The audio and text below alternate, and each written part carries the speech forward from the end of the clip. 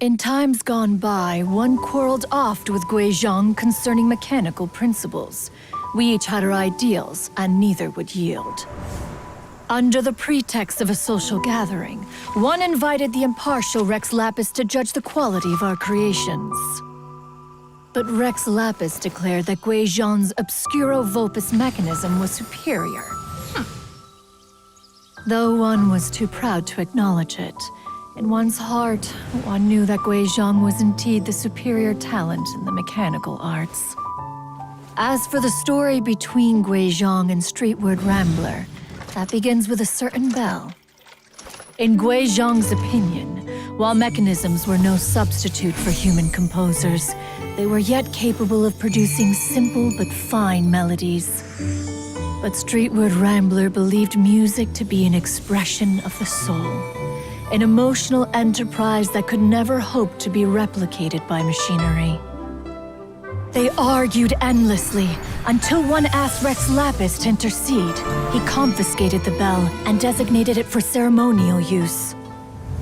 Thereafter, one would often find them convening in the mountains, discussing music, mechanics, and all the affairs of the mortal world.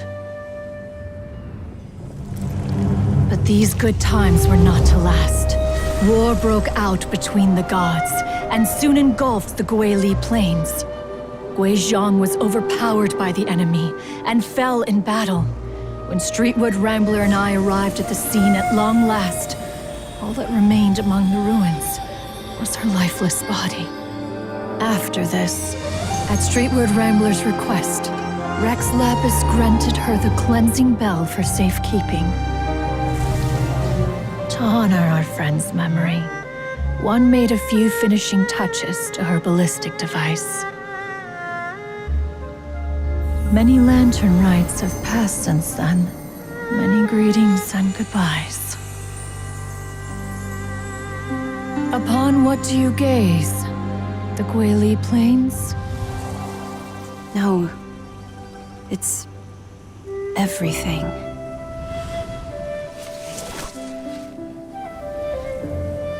We think of human life as like a lantern that's lit one minute and extinguished the next.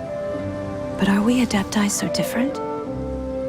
Perhaps as dust settles after a storm, we too must one day return to the world below.